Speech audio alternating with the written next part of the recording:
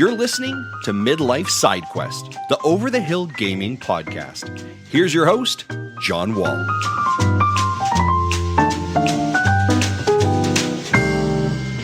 Welcome to Midlife Side Quest, the Over the Hill Gaming podcast. Each week, I, John Wall, will bring you the latest gaming impressions, news, and industry happenings delivered to you in under 15 minutes to fit your busy life. On today's bonus episode, we'll be talking about yesterday's Summer Game Fest event. And if you haven't yet subscribed to the show, please take a moment to do so. And I would also love to hear your feedback, which you can do by leaving a review wherever you're listening to today's episode.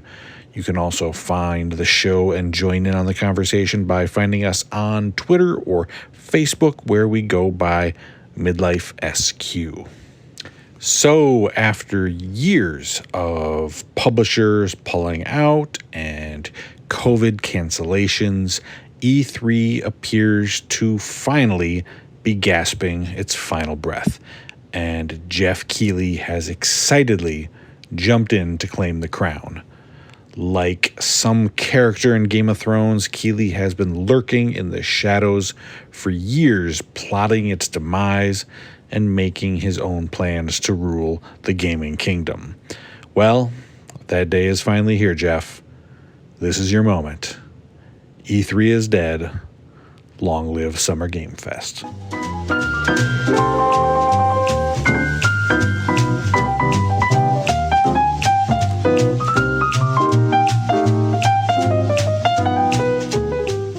So, after being E3's cheerleader for many years, Geoff Keighley parted ways with the event back in 2020, and he's made no secret about his distaste for the way that the organization has been run the last few years.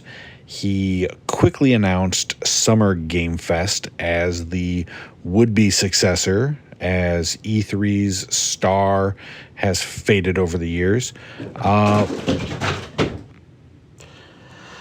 That is what you get when you try and podcast with cats in the room. You know what? I'm leaving it. I'm just leaving it. To hell with it. But the first few attempts at a big Summer Game Fest event show have felt underwhelming so far. This has really been the first year where Summer Game Fest has felt like a true event worthy of taking that mantle. The gaming elite have gathered in Los Angeles, and last night was the kickoff of the big show, and what will be the first of many events over the next week to showcase what's coming up in gaming. I obviously won't have time to cover all of the games that were shown and announced, but I have picked the ones that stood out the most to me, so let's just jump right in. They kicked things off with a brand new reveal from Ubisoft, and that was Prince of Persia: The Lost Crown, a cool-looking 2D side-scroller. There has obviously been the remake of Prince of Persia: Sands of Time, which has had a very troubled development, and it did not look good when they've shown it off, and was recently delayed, I believe, indefinitely. So I was not expecting anything Prince of Persia related. So this was a surprise to see, and I thought it looked really cool. I like the art style. It kind of felt a little bit like in that Sands of Time, universe, and I like a good, action side scroller. So this is coming out on January 24th.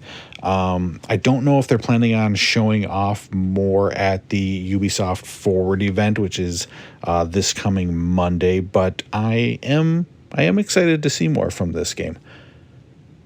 Next, they showed Mortal Kombat 1, which was kind of the marquee game that they had been touting before the show, the first gameplay look at Mortal Kombat.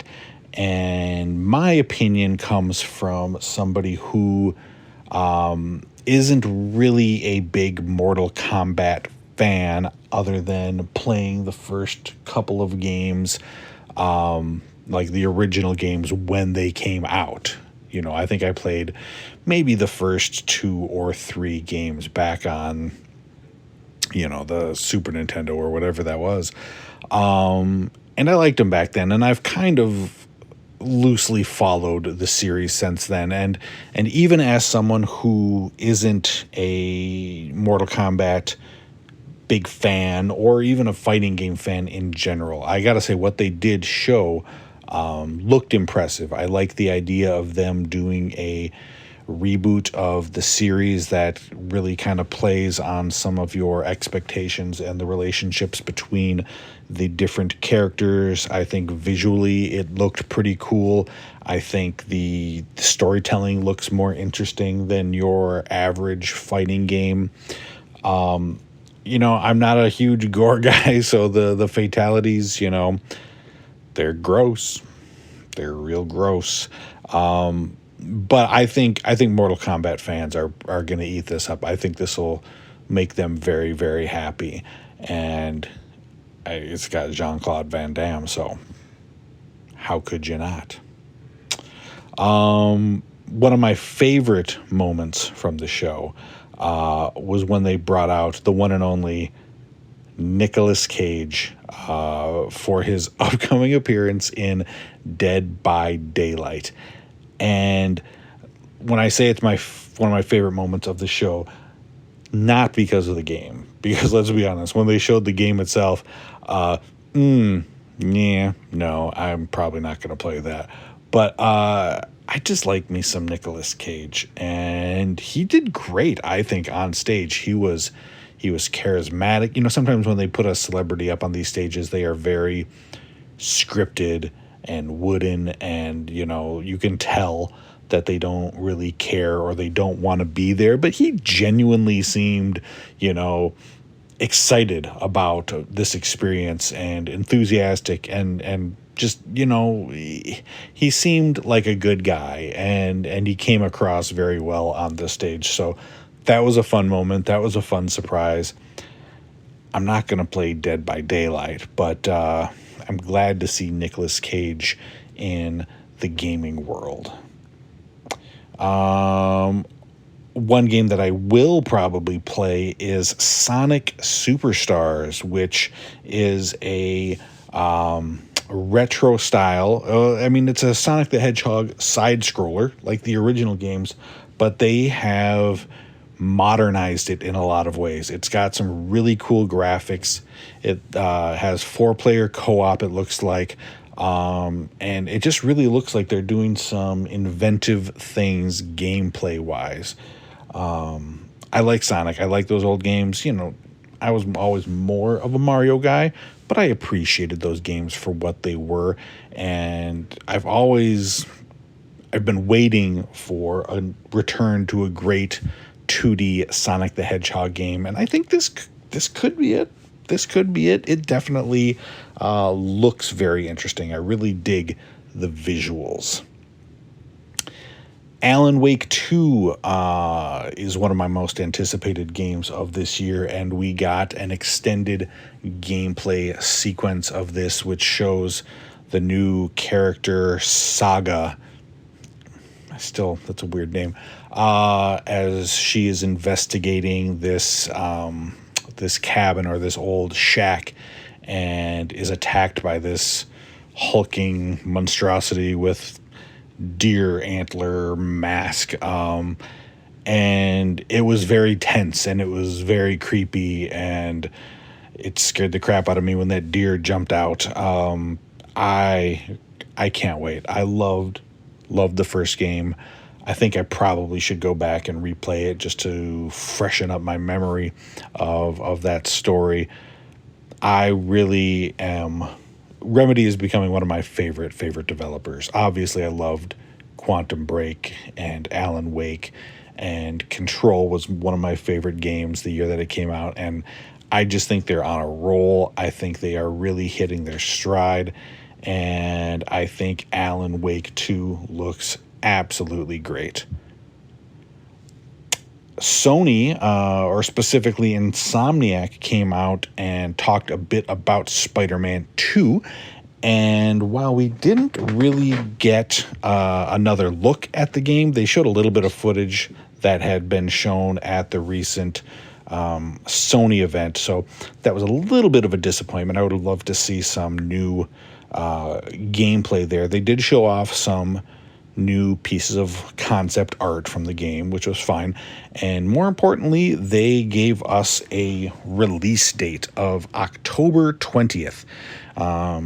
I had mentioned before that I was a little bit nervous because at the Sony event, they were still just saying fall, which made me think, if they're still not nailing down a date, I wonder if it'll actually make it. But they went ahead, they pulled the trigger, they said they feel confident.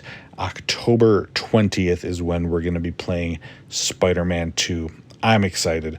Spider-Man, the original, was great fun. Miles Morales was fantastic, and combining those two, I think it's going to be undoubtedly the best PlayStation game of the year.